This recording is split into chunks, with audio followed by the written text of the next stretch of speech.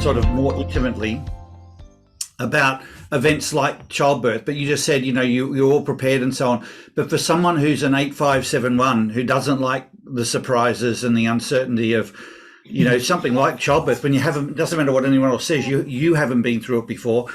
Now that you're on the other side of it all, how was it for you?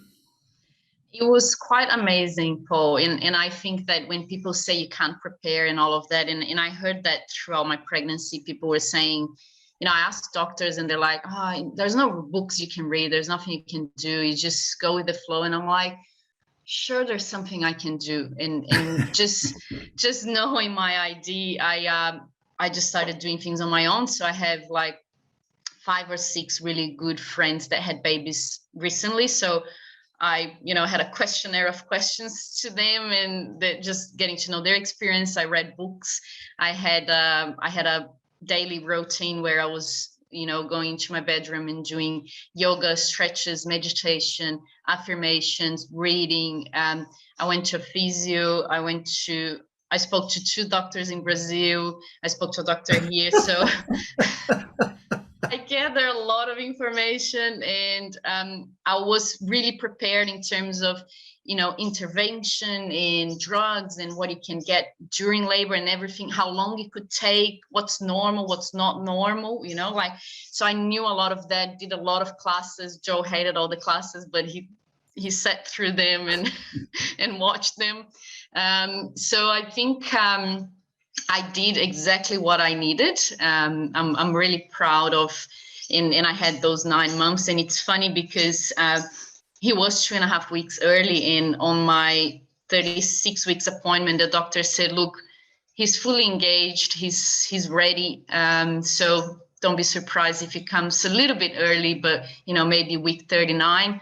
I'm like, okay, week 39, I can work with that. That's fine. And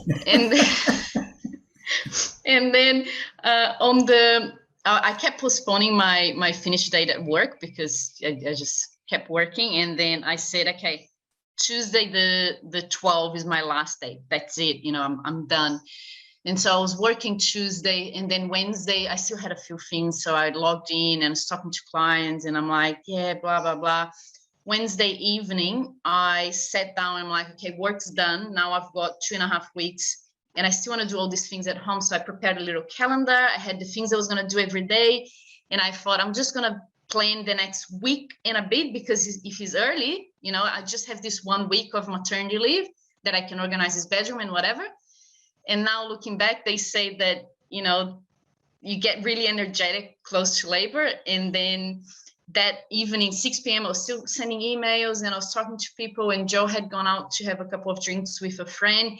And somehow he kind of felt it as well, because he didn't drink much. And he texted me on the way back at like 8 p.m. He's like, are you having contractions? I'm on my way home. And I'm like, Joe, and we were joking. And yeah, 10 p.m. had just gone to bed and contractions started.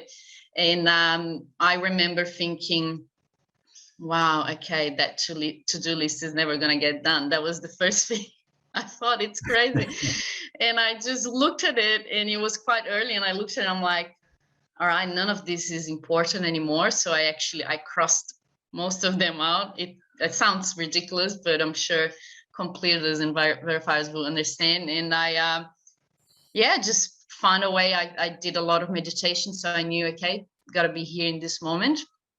And it was amazing. It was really, really amazing. I was at home most of the time. I got to the hospital ready to push, and no intervention, no drugs, nothing, and was pretty unreal. It was unreal. The experience was quite amazing. So for all of the prep, then no real fear at the end. It wasn't fear once you were into it all. It was more just the exhilaration. Well, when I got to the hospital, and I thought it was early because they said, this could take 30 hours, whatever. And the midwives were like, what do you want? What kind of drugs you want? I'm like, okay, well, give me an epidural, because if this is the beginning, I'm not going to last. Like, this is crazy. And then she even called the doctor, and then she decided to check me. And now I know next time for my next baby.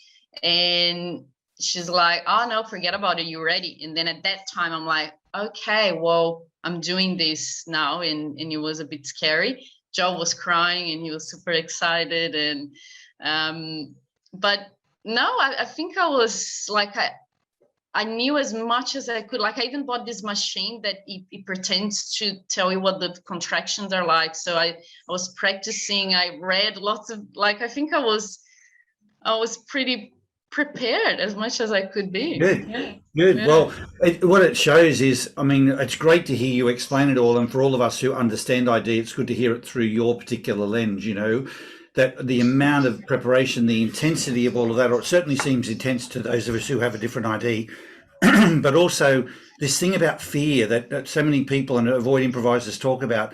The fear is so often in the contemplation, like in all the preparation and the anticipation.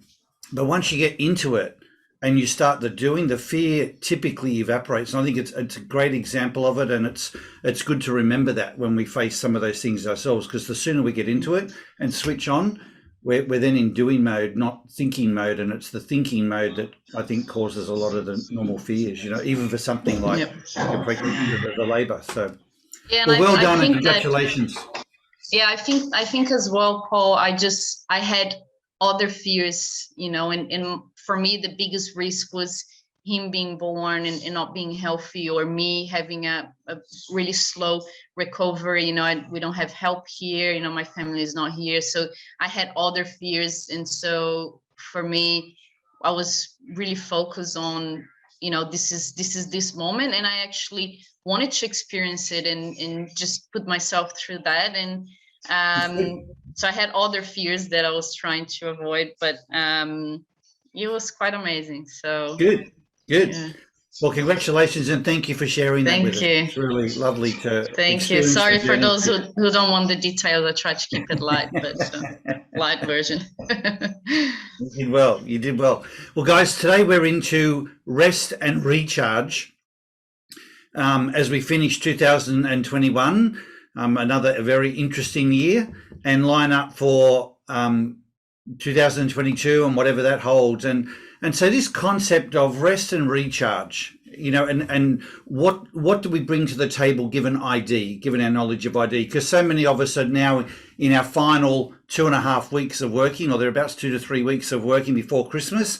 And then there's the mad rush of, you know, all of the shopping and the preparation and arranging of family and travel or whatever it might be. But it's normally a fairly hectic time, let alone finishing work off. And so when you look at this idea of rest and recharge, I think a lot of people sort of collapse over the finish line, have some level of break of some form. Sometimes it's not really that refreshing and recharging. It can be exhausting for many people, particularly if they're traveling or they've got people that are coming over to spend a lot of time at their homes and they're hosting some of these events and they're back to work, you know, straight after New Year and so on.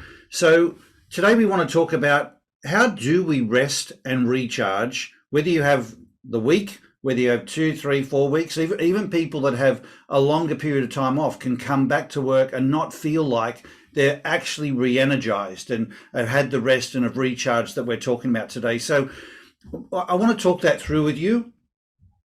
And I have a couple of slides to, you know, just direct our thinking and our discussion.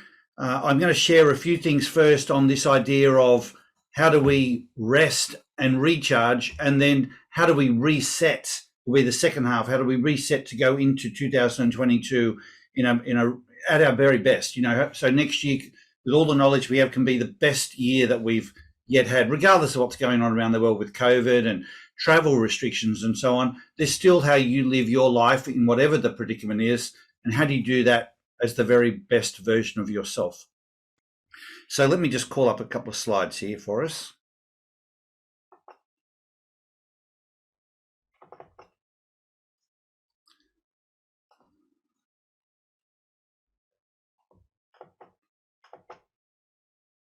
All right, can you see the slides okay? All right, so rest and recharge. Yep. So the thing that is always front and center for us, and it was the whole reason we started these webinars, was the notion of being in stride. Because when you are on that green arrow, you know, if you're in stride, in flow, being true to yourself, that's always the best way to get through anything in life, whether it's the Christmas period or whether it's starting up again into 2022 or any challenges you have during that time. It's all about how do we navigate the turbulence from a place of being in stride. So just for those of you who are still somewhat new to ID, I know a lot of you have had some decent experience now. Everything we're going to talk about will come back to this principle of, no matter what pulls you off track, there's still, with self-awareness and the strategies and the insights we have, and we're going to cover some of them today, there are ways that we can take control of the situation and stay increasingly in stride. So the first thing I would ask you is, what do you need just to be a 10 out of 10 through the break? When you think about now, and I just ask you to take a minute to think about this for yourself as you contemplate whatever the Christmas break is for you this year, no matter how long it is or short it is, and no matter what you've got on your plate. Like you might have some of these things, racing to finish work, getting everything done in terms of all of your gifts. If you're hosting Christmas or traveling for Christmas, and organising other people, that's busy. If you're organising to go on holiday somewhere, that's challenging. And then you've got to think about who you're going to be with, and whether it's your life partner or kids or extended family. That's not always a cocoon of love. That for some people is very challenging. And so when you just think about those dynamics, I would say to you, what's the number that comes up for you straight away? Do you sort of say, oh, this is going to be brilliant? I'm already, when I think about it, it's so exciting. I'm a 9 or 10 out of 10. Or is it actually the opposite? It actually is one of the low points, because it's not automatically a positive time. I remember, those of you who might live in Sydney and even Australia might have heard of a priest, Father Chris Riley, who does a lot of work with homeless children and getting kids off the streets. And he said that Christmas is one of the darkest times of the year for people like that, And I know, having talked, since I heard him say that, I've talked to many adults who experience the same thing, that it can be a really challenging time. So my first thought for you today was, what is your number when you contemplate that? And what do you think you need to do differently just to get to a different number for this year? So just take a minute to think about that, because I've got some slides I want to share with you to start provoking a conversation. But when you think about your number, where it is and what you'd like it to be, and why your number has shown up where it is, just maybe make a note of that, both the numbers, but also like when you contemplate what's the number that comes up, what would you like the number to be, especially if you'd like to be a 9 or a 10, and then what's behind it? Like what do you think you need to do differently? Is it a conversation you need to have with someone? Is it organizing your time differently? Is it maybe taking some things off your plate? Like Amanda said before, just maybe take some things off the list so it's not so demanding. What might you focus on? What comes up straight away for you to then think, okay, this would make a difference. So I just want you to capture that. And then I want to bring in the lens of ID. So when you now think about your ID and being in stride, I've just put together one of our typical matrices for this idea of rest and recharge. And I'm just sprinkling in some topics to provoke the thinking. I'd like to have a discussion with you about it to see what might show up for you. And you might have some things you want to add to this list, and then we can send the matrix out to you as something that can be a little toolkit for you afterwards. So have you got something written down for your number, and maybe what you need to shift in order to get there? Because then I want you to think about some of this. You might want to. I'm going to take the slide off. I know I can leave it on. I can leave it on for you. If you prefer me to take it off, let me know. But otherwise, I'll leave it on for now. And as you look at these words, I want you to think about what shows up for you. So I'll just quickly work them through, and then I'd like to have a discussion with you about it. This is in the first half. This is about resting and recharge, and then the second half we'll do a similar thing for how you reset and go into 2022 in a really great place. But when you think about as verifiers, there's a number of verifiers on this call. What really trips you up is when you've got all these shoulds. So you don't really rest and you don't really recharge, because you've got all these things that you should be doing and how Christmas should go and what I should have got done. So the shoulds, whatever they are, and they may not have been the things you wrote down, but they might relate to that. That's really a critical obstacle to you being able to achieve maybe that high number. Taking time to think and reflect is a huge antidote for a verifier.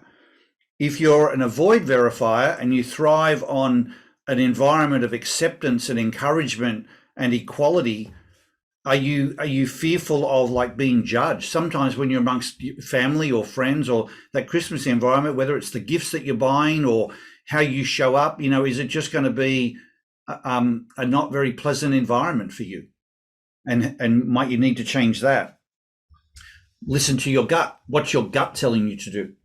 For the authenticators, get physical. What are you going to do? And what can you do that's really useful? Even the gifts that you buy, are they, if you're doing something because you feel like it's a token gesture, that's going to be really empty for you. But if you do something you feel is making a real difference and that someone needs or will be really useful and practical, that's going to give you a totally different level of fulfillment and be much more in stride for you. For the avoid authenticators, it's not about what you're doing, it's about who you're being. And even taking time just to be still, be present, be yourself, but the focus is more on the being and who you're going to connect with and really relate to, have those deep and meaningful conversations, whether it's about repairing any relationship or whether it's about building on and strengthening and just enjoying some relationship, but who are those people and who might you focus on with some level of intent? For the completers, so this is really huge for completers. We're all going to finish work at some point before Christmas, but whether we actually finish our work or whether we just leave work, it's a really critical piece for a completer because you won't have a rest and you won't recharge if you feel like you're unfinished. So having a more realistic list of what you can finish, and if it's not done, plan for when you are going to get it done in January so that you can leave with that sense of the list is checked off. Then you're much more likely to have a break. I always remember a story one time about this guy that was suffering from stress at work, and they said, well, just go and have a break. He said, it won't be any different for me because while I'm on break, all I'm doing is thinking and worrying about work. So until I finish the work, I can't really go off and have the vacation, So that's really huge. Having a plan and having some uninterrupted time. I remember a friend of mine, his wife was a really strong completer, and for her 40th birthday, he's a strong improviser. He's got an idea like Joel's, Amanda, and down, up. So really, and so he's got her 40th birthday coming up and he's super excited about all he's going to organize. And he said, so Sarah, what would you like for your birthday? And she said, what would I like? Like for me, I would like to go on a yoga retreat on my own with no one else. And he said if it wasn't for ID, he would have thought his marriage was on the rocks. And he's like, you want to be on your own for your 40th birthday? And she's like, I want uninterrupted time. She's also an avoid improviser. So that concept of solitude is huge for her. But he was like, if we didn't know about this particular part of the matrix, as it were, of the ID, said that would have put real problems into our marriage. And he said what allowed us to do was to sort of go, well, of course you'd want to do that. So she went off and had a yoga retreat. Avoid verifiers, avoid completers. It is about spontaneity, flexibility, variety, but importantly, the word that's come up a lot in these webinars is freedom, and freedom from expectations. And it's interesting at Christmas because there's so many traditions, and people go, well, we always go to Nana's house, or we always have we always, and there are a lot of avoid completers who just want to do something different this year, to just have that change. And so what could that be for you that in doing that allows you to feel that you are much more in stride? Improvisers, it's all about fun, excitement, positive energy, but importantly, I know this sounds like a duplication, but intentionally removing the negativity, whatever that negativity is. It's not as automatic as just saying, oh, I'll create positive energy, because you can have a positive environment that still includes negativity within it. So think of a lovely family day that's a lovely Christmas day, but there can still be conversations that are negative, disappointments that are really negative. People calling you at the last minute saying, "Oh, we're not coming," and it's like that negative energy. So what can you almost count on as potential negativity that you maybe want to take some give attention to proactively? I've found that negativity is something that needs as much attention as creating positivity in order to be really in stride if you are an improviser. And then, of course, for the avoid improvisers, it's all about solitude, safety. So you take the risk out of things and take the pressure away. And that's so often, when you want to enjoy Christmas but you get so busy doing all the work and feeling all this pressure of all the things you need to do. But so often it's the responsibility that you put on yourself. It's not actually what everyone else has cast on your shoulders. It's what you have sort of put on there, and you're feeling that pressure, and maybe from others too. But again, it's where a lot of the joy will be taken out of what should be or what could be a really positive experience. So look, there might be other things here as well that some of you might want to share of what you found, and by sharing, helping your friends here on the call. But I just wanted to throw these up to just be thought starters for our conversation. So with that, I'm going to ask some of you to share. First of all, the first thing is, when you had your numbers before, when I asked you what do you think your number is now when you contemplate the Christmas break, are you seeing something here, or is this provoked a thought you could share with the group that you can see something different you can do to be more in stride? Who'd like to share?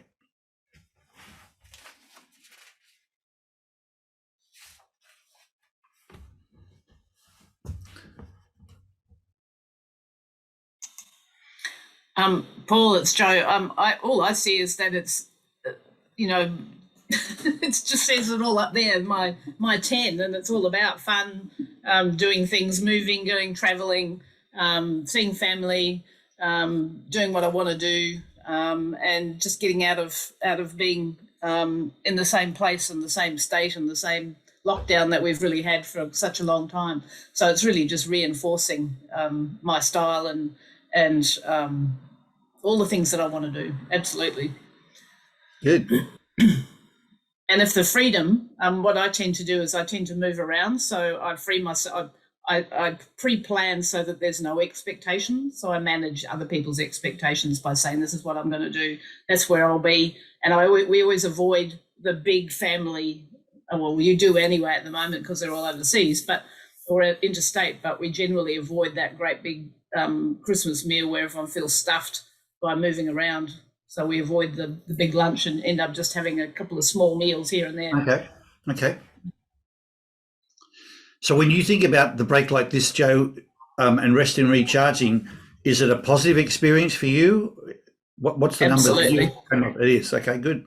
Yeah, I'm a 10. So I've put in there, it's a 10, and it's all about fun and family and travel and doing so many different things because we've been constrained from doing things for such a long time. So I'm really looking forward to it. I've already said, and we are being recorded, but if Palaszczuk put some restrictions on travel into Queensland, I probably shouldn't say it on. I won't say what I was going to say. There'll be trouble.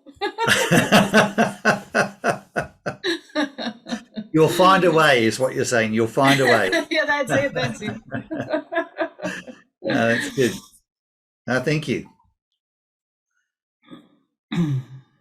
Hi, Paul. I was just going to add a little bit similar to Joe, but one thing for me to be able to truly relax and know that I can, have that sense of freedom in a sense is to have everything set up. So I know I'm ready to go for it once I start back in the new year. So that's, really important for me. So I'm in the process of doing that. So that's why I'm an 8 at the moment, but I'd be a 9 once that's set up. Yeah. Okay. But the rest of it's easy. The family, fun, they're traveling, all that sort of things. That's the easy part. Yeah. Yeah, that's good. That's good. Thanks, Susan. I meant to ask that if anyone has anything they would add to the list or want to adjust from the list. I love that input as well.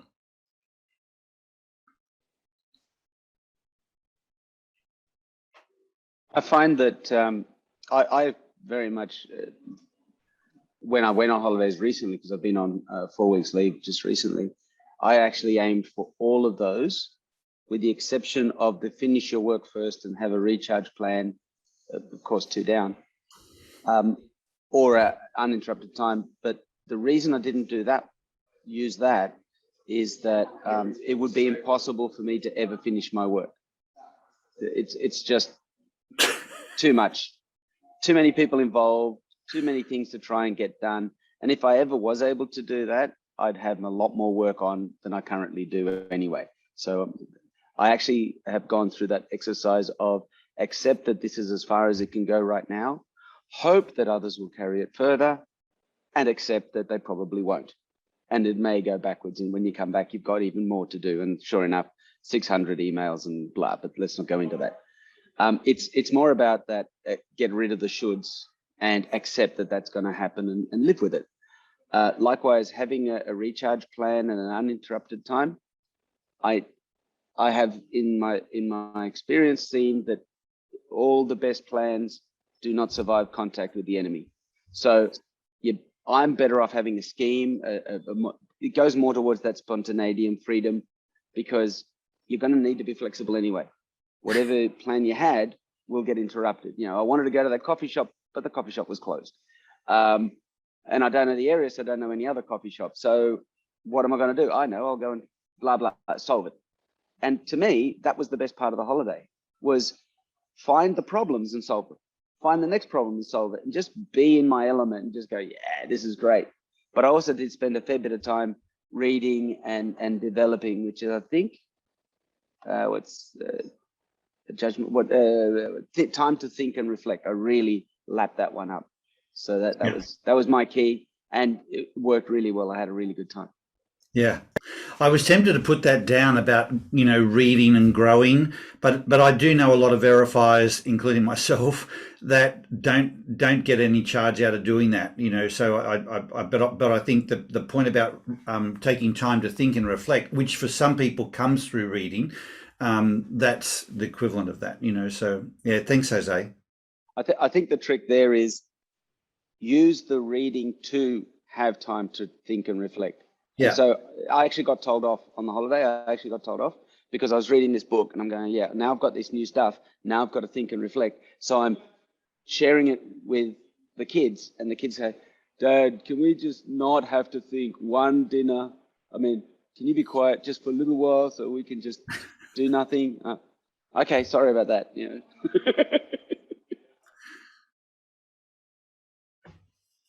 It's good. It's good.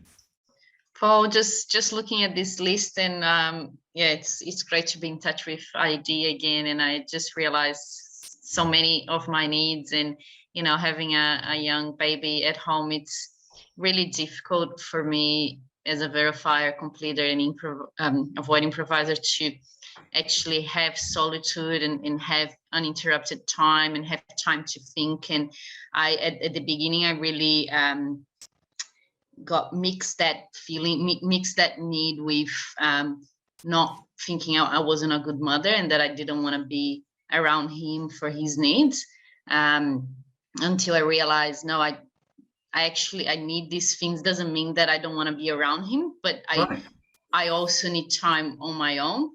And it was really difficult because I knew, but I really didn't have the time to have time on my own. So it was tough. It was really good having Joe around, because he obviously, knowing ID, like a couple of weeks later, I hadn't even gone for a walk on my own. And he said, you have to go for a walk. Like it just go on your own and like, just leave everything, leave your phone and go. And since then I've been trying to, obviously I can't do nowhere near as many things as I used to. So my plans in my to-do list are much smaller now, but having a to-do list and having one thing done every day is so important for me. And going for a 10-minute walk around the block is so important as well. And just thinking of holidays, my parents are coming from Brazil. If nothing changes with the with the rules. And I'm so glad to see them, but I'm also thinking my mom's gonna be here, she's gonna look after Joshi, and I'll have solitude and I'll have time to think and reflect. So I'm super excited to see them, and also to have someone to support me and to look after him, so I can also meet some of my needs and accept that, you know, I have my own needs as well as my baby's needs, and I think that's really important. And people outside ID, I think, struggle to understand that, and if they don't know ID, and you know, you might think, you know, I don't know, you might not be doing things right. So yeah. No, you're absolutely right. I mean, I've met many women who, even just things like returning to work, and they feel this incredible guilt over leaving their child, and you go, well, what sort of mum are you being while you stay in this space? And they just burst into tears, because they, you know, typically they know that they might be spending the time, but they're not being the mum that they know they're capable of being in terms of who they are. And when they go and get that balance, you know, then they feel selfish, because they feel, well, you know, I'm now doing something that's looking after me, but I'm not being the persona of a mum that my mum was when she was home all the time, or that my mother-in-law has sort of intimated that maybe I should be, or girlfriends are being. But they've got very different IDs potentially to what you might have. And when you're true to your ID, that's going to let you be the best mum. It's not about the you know, if you end up with a few hours away, but you're using time to sharpen, you know, as they say, when the woodsman is taking time to sharpen the axe, he's not losing time. And so if you're spending time getting yourself together and back to being at your best, you are not really compromising anything. You're actually making a point of being the best possible mum and wife, you know, and daughter and friend that you can be. And I think it's very valuable self-awareness to know yourself that well, that you go, you know, you stay true to yourself against all of that other potential criticism of that makes so many people feel guilty. They wish they had the clarity, the awareness, and the conviction to do what you're doing, Amanda. So, you know. Yeah, and I'm only just really rethinking that and thinking back of ID, because at the beginning I did feel a lot of pressure, and a lot of girlfriends and people close to me are different. And I'm even reading on my daily affirmations, I'm reading, you know, every mom's different. I'm different. I'm unique, and just, you know, there are things I need, and that's true. Just realizing that I'm gonna be the best mother if I look after myself as well, and it doesn't mean that I'll be less of a mother just because I took some time on my own. And there are mothers that want to be there, and that's totally fine, and just not compare, you know, and knowing ID, I think is really, really important. So yeah, I'm relying a lot on rereading my ID. Yeah. Anybody else?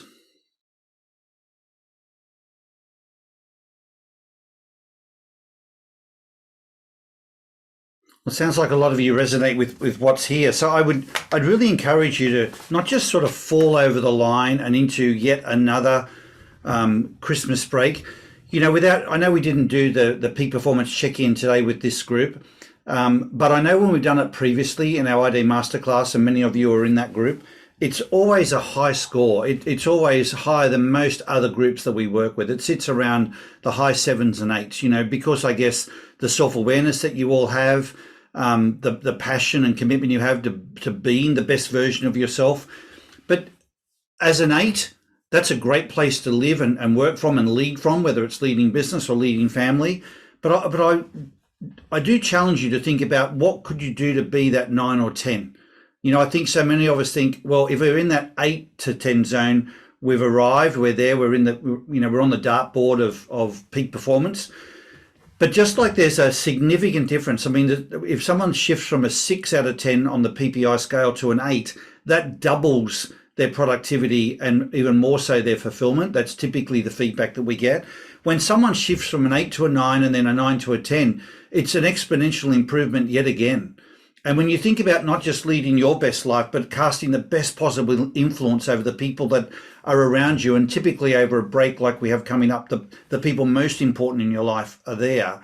What could you do to contemplate being at that 9 and 10 level? And if you put down some strategies and give it some thought, and you go, well, is that what I need to get to a 10? I'd really commend you doing an exercise that just says, what would I need to do to get to a 10?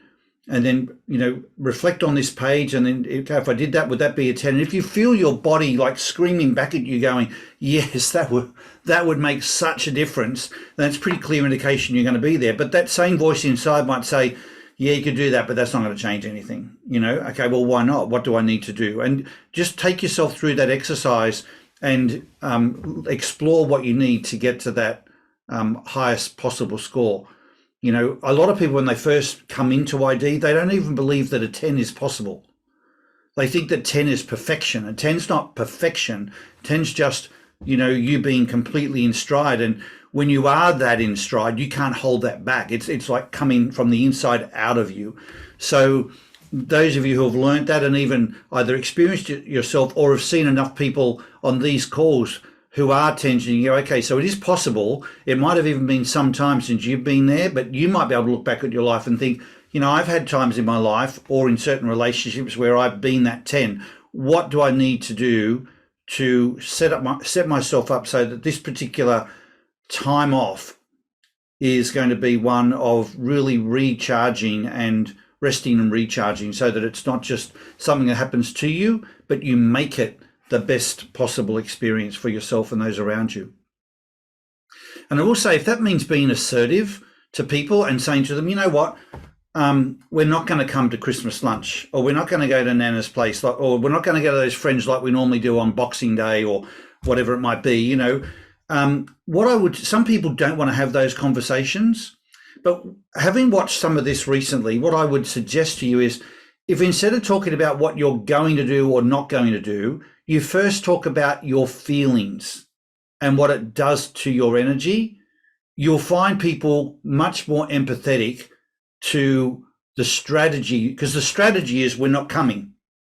But what's behind the strategy? If they understand that the feeling and the effect it's having on you and your family is, one that's diminishing, nobody wants to be a factor of diminishment of anyone else around them. So I'd say the mistake we make is the reason we came up with the strategy is because we feel that we're going to be compromised, but we don't share that typically. We just say, you know what, we've decided we're not going to do X. And people react to that often, and that's often our fear, is because we're anticipating that reaction. But I've found when you share the lead up to what got you there. We were thinking about Christmas and what we're going to do, and it just feels enormous stress because we're running around, the kids don't get to play with their toys, and it's just like enormous stress for us. And what we prefer to do is have that time at home and maybe come and catch up with you a couple of days later when everyone's in a better place. We've enjoyed Christmas and we want to let you know that that's our thinking, if that would be okay. And most people would just say, of course, because they don't want to be that compromising factor in your life. So in case that helps you have some of those conversations, to have the conviction around whatever strategies you come up with, I would just finish this section by saying to you, share the emotion behind the strategy and the thoughts, but not just the outcome itself. I'd like to back that up, Paul. 50 odd years ago, someone said to me, a great mentor, that his two strategies were honor the fear and move towards, honor the feeling and move towards the fear instead of running. And I've had a chance over the last several months here to have to deal with that. And there was a piece first that came with, look what you're doing to yourself worrying about this. Look how you're feeling because of this anticipation of the possible dangers and so forth. And I went, all right, so tension out. What do I need to do to face this? And there's a moment that I went, all right, I'll deal with whatever it is. Let's just go. What can we do with it? And this peace that's come has been unbelievable. Instead of having an attachment to protecting myself against the fear, I'm going, all right, it sounds like bring it on, but I don't mean bring it on like Arnold Schwarzenegger. Right. Willis, it's like bring it on, like let's deal with it. And this peace that's come is just astounding. And then I'm able to go, I got a lot working for me here. This is be okay. We'll deal with this. And that sense of just peace that's come from what you just said. Yeah. And Greg, did you, when you had that conversation, did you share a lot of the backstory, the feelings and emotions so that it landed well with the other person? Well, it wasn't about another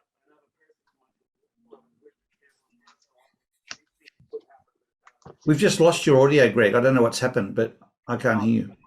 Come closer. I haven't. Oh, there you go. All right. I don't know. Okay. I don't know why Right. that goes on and off like that.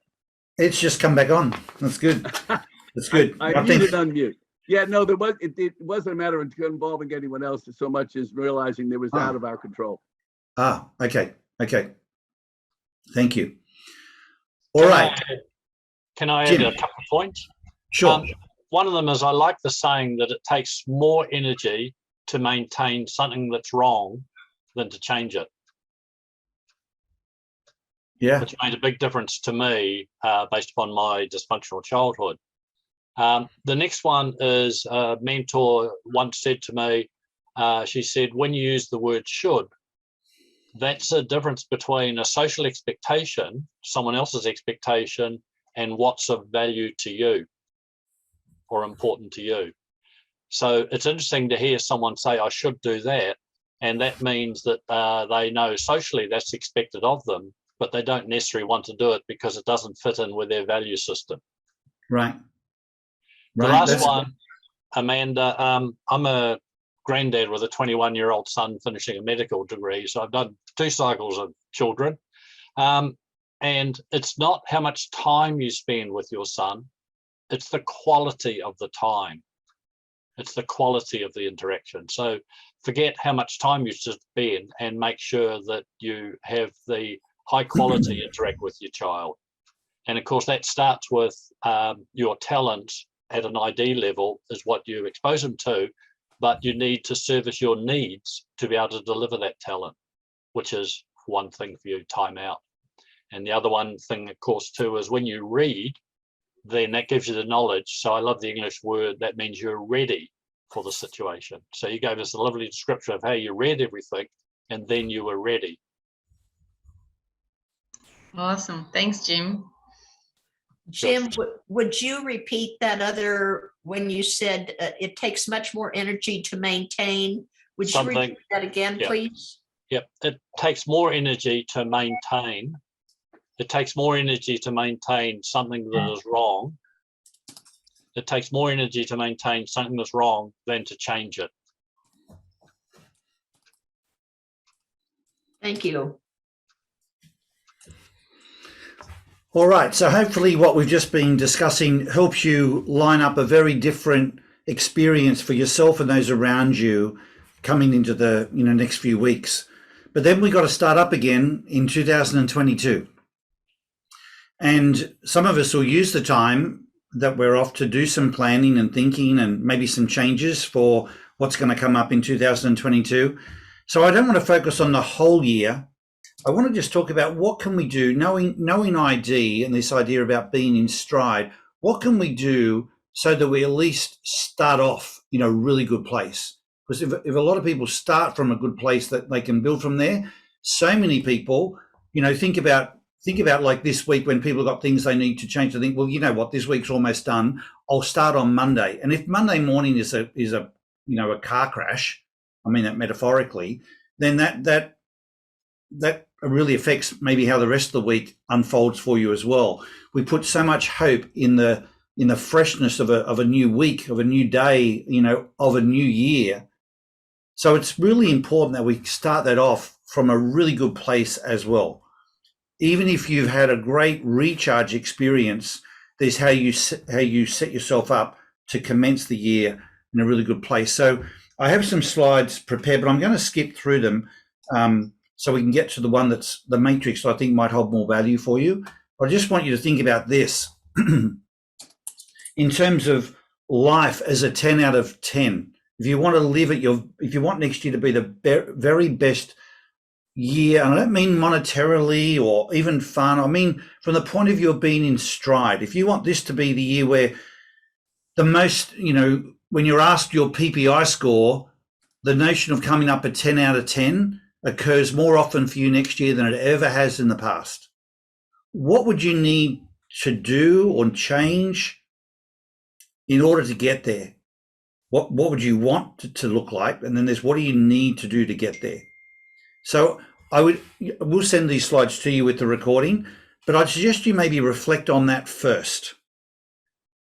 And then we'll move into the matrix that talks about, based on your ID, what are some of the key things? Because you could have a whole list of things that you need to do. And I think of that like a performance review of an employee. You can give someone a shopping list of things that need to develop and come back in 5 years' time. And quite frankly, you could probably write the same shopping list. And so many of us have got life goals that were our life goals from 10 years ago, of things we want to change about ourselves. Again, not necessarily monetary goals or travel goals, but things about how we operate that we want to do differently, and they haven't really shifted. And if this year is going to be 22, if that's going to be different to the past, then we need to do something that we've not done in the past either.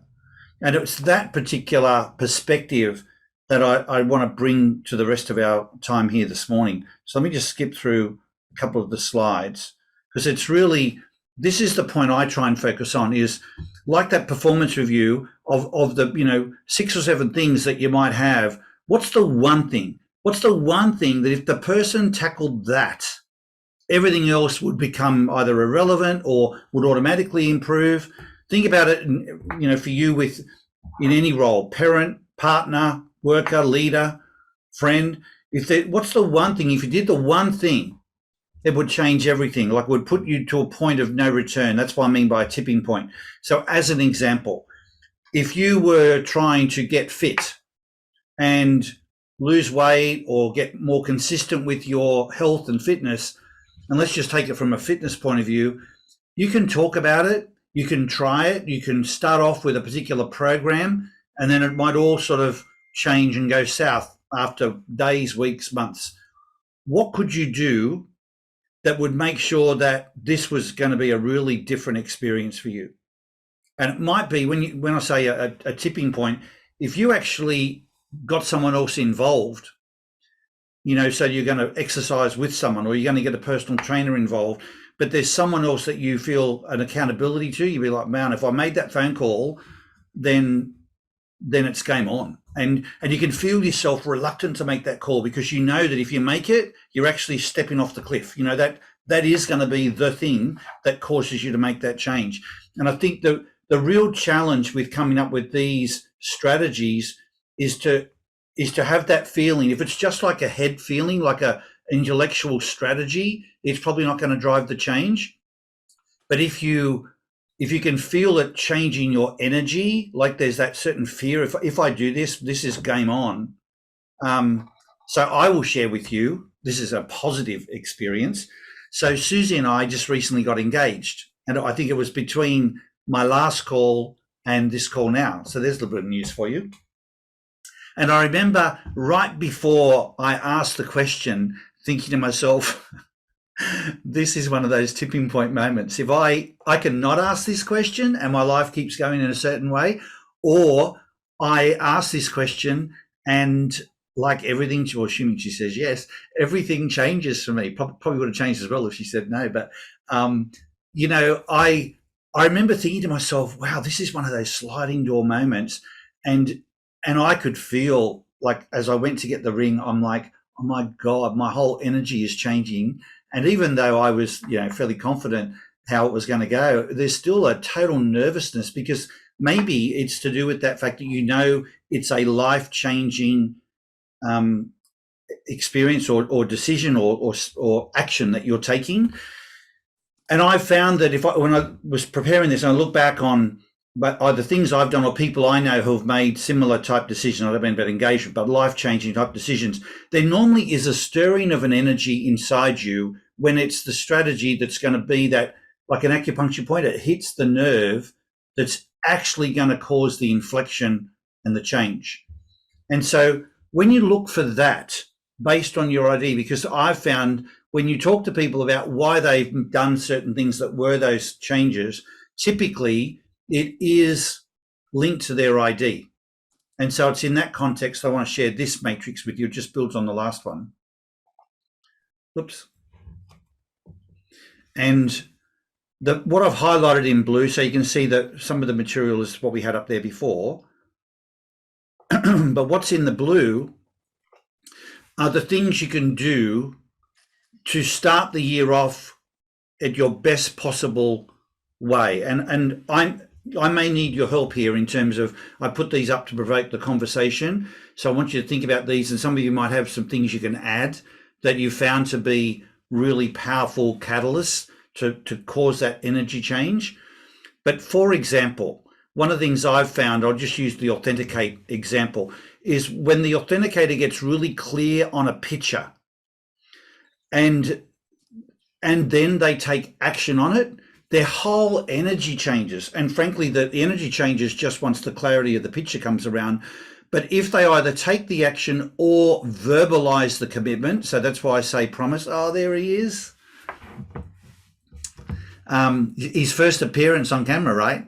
Or maybe not. Maybe he's been mum in Brazil has already Yeah. He's waking up. Ah, that's cute. That's cute. Kind of. So that you can, as an authenticator, you can feel that change in energy once you mouth the words and you think, oh my God, I can't believe I've just said that, because now that I've said it, I've got to do something with it. You know, that's the principle I'm talking about here. So some of these things, that's what they're linked to, is, you know, being the catalyst that can provoke a real change for you and ensure that you get started off in the best possible light. And it may not all be about making change. It's just so that you get started in the best possible way. So let me quickly walk you through these, and then we're going to run out of time probably. But coming up with, like, prioritizing whatever's important to you for a verifier. But if there's a number, if you can assign a number to something, whatever it is that's important, if it's time spent with someone, if it's exercise, you know, what's the number that you want to achieve and what's the current number? Because when you're focused on the delta of shifting the numbers, that's going to give you the energy that you need to have to drive success. If you're an avoid verifier, you know, one of the things I've found that drives the best results is when you can just accept what is, instead of trying to change everything, because that brings a certain amount of judgment to the table, and that's not where you're at your best. So if you can just sort of get to a place of acceptance and have that from others around you, whatever that is, but that's easy to say that. That's a harder thing to do. And so to truly come to a place of acceptance, it might be something to do with another person and your relationship with them. That will probably have that, like Greg just said before, you heard not just what he said, but the way he said it was liberating. And it was like the peace that he felt is just a complete energy shift. I've already talked about authenticate. For the avoid authenticates, it's all about the people and connecting with the people. So who are the people? Identifying who they are and then having your plan around those people. For the completers, it's all about the plan. And if you can get a head start, that's always, because, you know, progress is important to a completer. And when you feel like you're not only making progress, but you're ahead of the game, that gives you tremendous motivation. For the avoid completers, having short-term goals. So what is he going to achieve in the very first week? And what's the one thing? Because you don't want a shopping list of all of those things. It's like, what's the one thing I can focus on? And it might come down to one word. I had a friend of mine's a lawyer, and he said, you know, I'd like to have, well, what he did last year, he said, rather than having a plan, I just came up with a word that's my theme word for the year. And his theme word was presence. So he wanted to be present. And, you know, that maybe is something that he wasn't as good at before, but he got it down to one word, one thing that he called the theme, and he had it go through everything. And in fact, when he stopped and he was telling me, he said, I'm doing this now. I would never have had this conversation with you, but it's part of my theme of the year. But he had it down to one thing. And I thought that was a really smart strategy for an avoid completer. For the improvisers, I just got to move my screen here to be able to see it myself. Oh, yes. Envisioning the wow. So, you know, we talk about brainstorming, the excitement, all that. But if you can envision something that's going to have a high impact, especially if it's not just high, but potentially game changing for you, for people around you, that will be a great way for you to start, a brand new year from the best possible place. And then with the avoid improvisers, the thought I had, and I might not have this right, and I'd welcome your thoughts on this, but decisions are a really big deal for an avoid completer. Avoid improviser. For improvisers, we tend to make decisions, and if it's not right, we make another one, and then that's not right, we make another one. But a decision to an avoid improviser is a really big deal because it's more permanent. And so actually making a real decision about something instead of just the maybes and the possibilities, that's a really key thing to provoke a different way forward in 22. The other one is ultimatums. Ultimatums they're not a positive word, but they're a very motivating word, especially for avoid improvisers. Ultimatums are one of those things that really cause them to take action, and they're incredibly demotivating to improvisers. But I've seen them work very successfully and that can be an ultimatum you give yourself against which you then make a decision.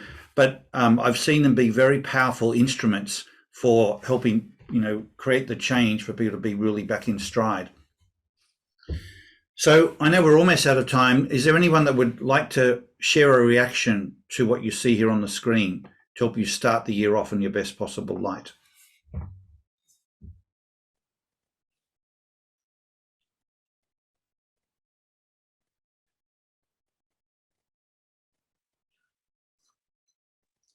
Would you just say again what the accept was under avoid verify, Paul? It's so acceptance, judgment is the opposite of acceptance. So where you're feeling that certain things aren't right and therefore we need to change them, that in itself is a judgment. And so coming to a different place again, you know what, maybe that relationship or that situation is just how it's going to be, and I've got to learn to accept that. And once there's the acceptance, it doesn't mean that it then won't change. Whether it's a relationship, whether it's weight, whether it's money, whether it's health, I'm not saying that acceptance means it won't actually change, but instead of trying to change it, if you come to a place of acceptance, and so anything that happens beyond that then is a gift, it's not a necessity to change your level of fulfillment. I've found that to be a very liberating strategy for avoid verifiers. Thank you. You're welcome. Well, I'd just like to add something to that. I'll just have to say this year's been quite a learning process for me in terms of my ID. And one thing I've just come up with, just listening to you today, is that I've learned to trust myself and to speak up and to follow through. And then that has given me that sense of freedom, which is what the improvise and the avoid complete is about. So yeah, I've found this very rewarding this year. So thank you very much. You're very welcome. Thanks, Susan. So guys, we've got one more webinar in a couple of weeks' time, where that's our last one for the year. And then we'll be having a break for the bulk of January. But I hope you can come back and join us then. We'll have more of a Christmas flavour to that particular meeting. Look forward to just sharing maybe some of your successes and some of you sharing that's typically our ID masterclass. But I want to use that more as an opportunity for you to share, how the year has been for you, maybe some of the things you've learned and grown from, like what Susan was just sharing, and some of the things you're planning for in 2022, and just bring some of the festive spirit into our meeting. Maybe for those of you who are on the right time zone, you can bring your wine to the table. We'll bring our cornflakes over here and our toast, but hopefully you'll be able to make it, and look forward to seeing you for our last one of the year in 2 weeks' time. Thanks for being on the call today. It's always fun. Take care.